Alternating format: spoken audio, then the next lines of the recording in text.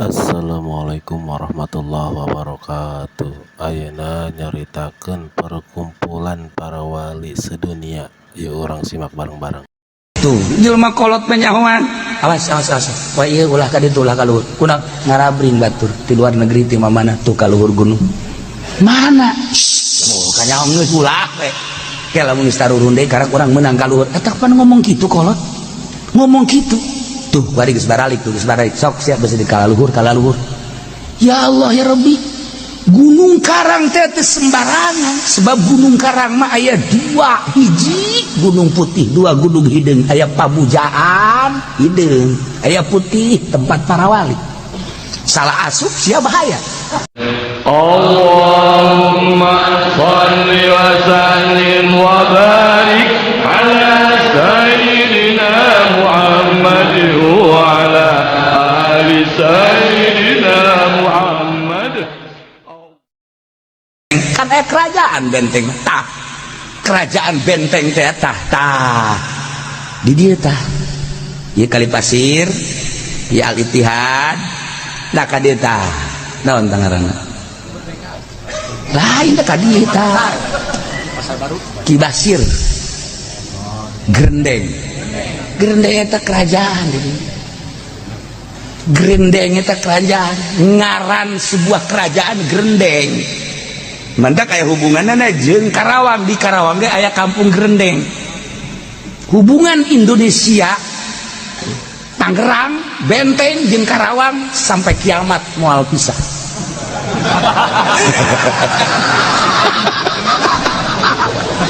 Tanyakeun di Karawang aya Grendeng, aya di dieu aya Grendeng. Sebab kerajaan di dieu aslinya orang Grendeng. Keturunan anak, keturunan kerajaan. Benteng. Mun kula nyaritakeun seputar Tangerang Benteng teh mantak lamun aya macem-macem orang inget ka sejarah greget si negara aing sia awas ya kuy disundatan sia parang sana sia oh ai eta dan getugas Cisadane eta teh kiri kananna bentengan membenteng Kesultanan Banten. Ketika ayat kafir musuh Belanda dek asup ka Banten teh coba benteng ieu heula ku sia tabrak dah urang nyaritakeun seputar Tangerang benteng jadi Tangerang teh wow eta teh henteu mudah sebab Tangerang teh Tengger asli mah Tangerang teh Tengger tina benteng jadi Tengger henteu sambarangan Sambarangan Tangerang. Yehe, nu mantak Tangerang mah.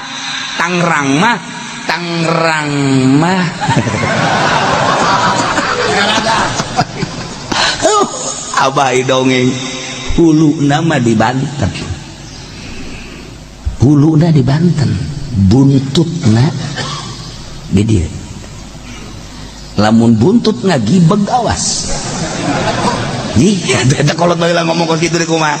Buntut lagi eneng mantes gupak ih nu dipake kasihan buntut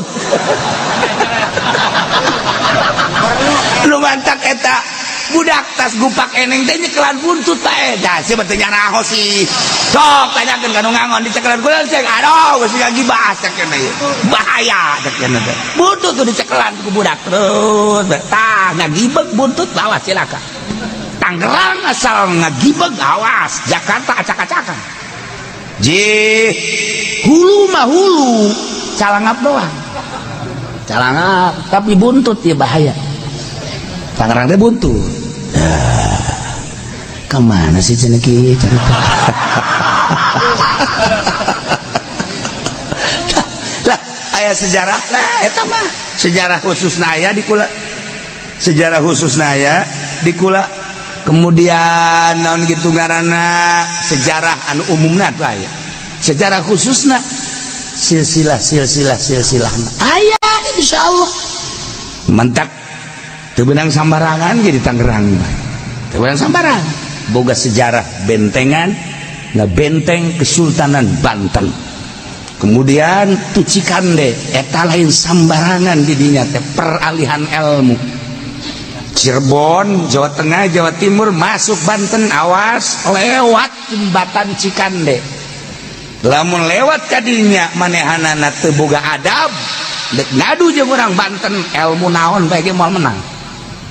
Banten dek keluar ti Banten lewat eta sarua bae dek ngadu di Cirebon. Awas hati-hati, eta aya nu ngageugeuh datang ka kuat. Lamun urang bisa nempo di alam eta masih kena rentul cara ricing di jembatan eta. Unggal poe anu ngabring ka Gunung Karang teh loba teu kadeulean ku mata-mata modal saraya mah kieu kares ngabring ka luhur teh tuh jelema kolot menyahoan awas poe ieu ulah ka ditu ulah ka luhur kunaon ngarabring batur ti luar negeri ti mamana tuh ka luhur gunung mana kanyaho geus ulah we ke lamun geus tarurun deui karek urang meunang ka luhur eta pan ngomong kitu kolot ngomong kitu tuh bari geus baralik sok siap besi di kalaluhur ya Allah ya Rabbi Gunung Karang teh teu sembarangan sebab Gunung Karang mah aya dua hiji gunung putih dua gunung hideung aya Pamujaan hideung aya putih tempat para wali salah asup sia bahaya Gunung Karang ieu mendadak kolot baheula geus ulah sok ka Gunung Karang cukup sakitu besi teu nyaho geus ulah sok ka Gunung Karang besi teu nyaho. Padahal ayat tempat perkumpulan para ulia sadunia lain letik-letik Gunung Karang mah tapi perkumpulan jurig sadunia deui bae di dinya.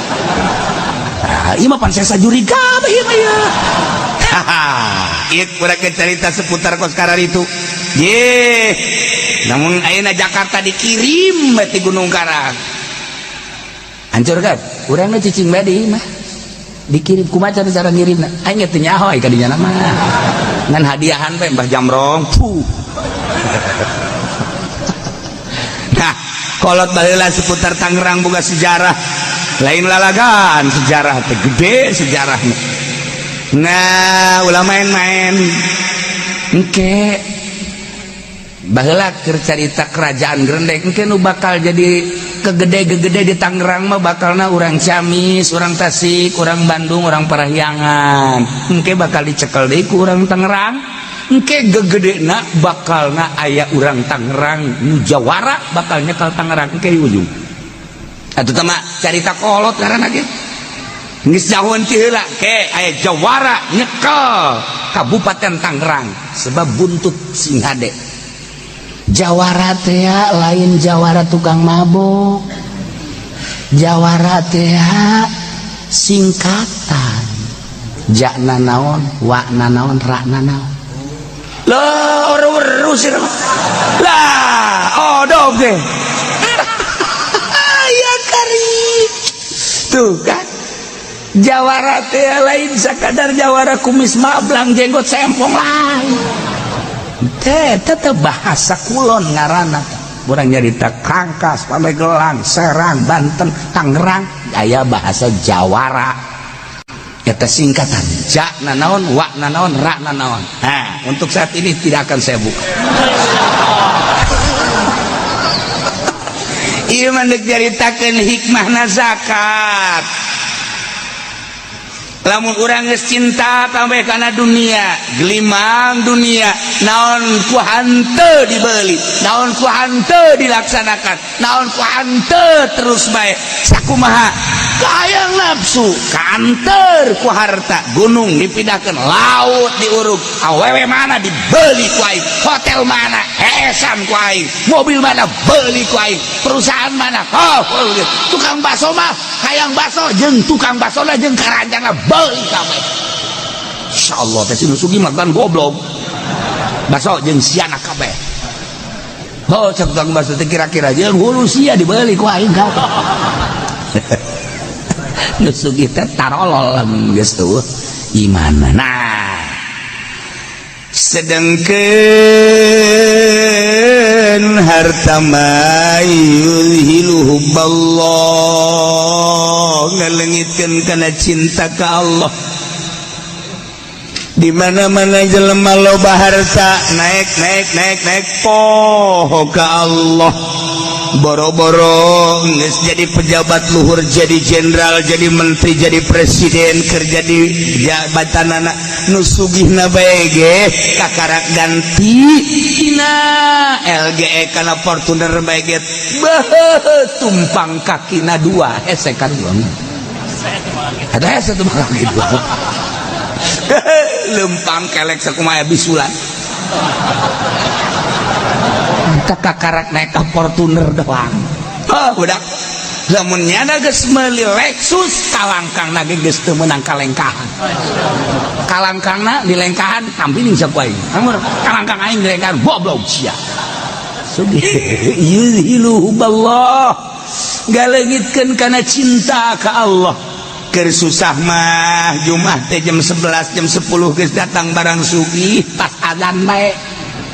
Deris tambah sholat kan gak boleh dieuna tambah deui harta teh Jumat mun ditanyakeun haji Jumat di mana tanya-tanya teh siapa yang urusan goblok meureunana geus teu bisa ditanya ku urang teh ibadah ka Allah make jeung nanya-nanya urusan aing tah mah tuh maji mau aja gua dibawa ke pamajikan sama tolong ini 10 11 itu kumaha aing bae ye atuh aing lain loba teuing atuh 4 ulah sedang ka 7 aing kana neraka aing nu bali aing nu kana neraka kumaha aing bae saekeun sumut sia ku aing sia nu sugih mah sacablakna ngomong sugih yuzhilu huballah pohoan poho sedengkeun kebahagiaan teh aya 3 hiji saadatur ruh 2 saadatul badan 3 saadatul kharij hiji kebahagiaan ruh nomor kedua kebahagiaan badan nomor katilu kebahagiaan luar roh jeung badan kebahagiaan roh di mana-mana diajak iman hei iman atuh gerakan bogana saha Allah allazi khalaqas samawati wal ardh wa ja'ala zulmati wan nur roh bagianana oh nya luluh roh teh taku iman bahagia kebahagiaan badan di akhirat teh kebahagiaan di akhirat nah ieu teh badan kumaha salat atuh aya geus iman mah mulai tah coba babacaanna kumaha praktekna kumaha kan awak babacaanna kumaha Allahu akbar terus Allah akbar kabira belajar tanyana teh baca Fatihah surat terus atuh takbir terus ruku sujud awak kan itu dibawa kebahagiaan akhirat roh iman ka Allah awak diajak salat puasa bahagia nu katilu kharij teh luareun awak jeung luareun ruh naon mal harta. Nah itu bisa diajak bahagia untuk kebahagiaan akhirat.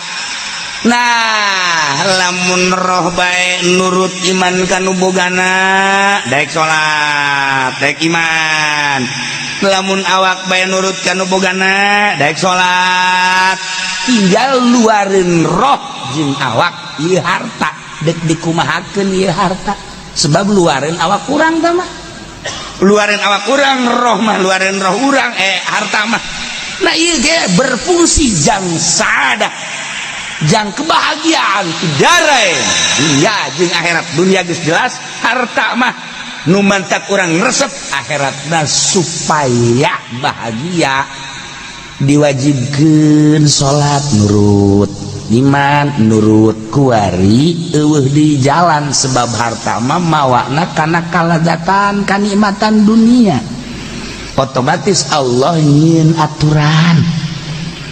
aturan nah ieu aturanana diwajibkeun zakat supaya ketika manehanana per tahun harta dihitung aya hak batura lamun nurut make aturan zakat selamat ku jelema ieu lamun teu nurut silakan roh iman ka Allah salamet awak daek dipakai ibadah ka Allah salamet harta dikaluarkeun zakatna salamet teu iman kafir ngaranna silakan eueuh sadah awak teu daekeun dibawa ibadah silakan harta teu dizakatan awas nancem jadi syuja'ul aqra.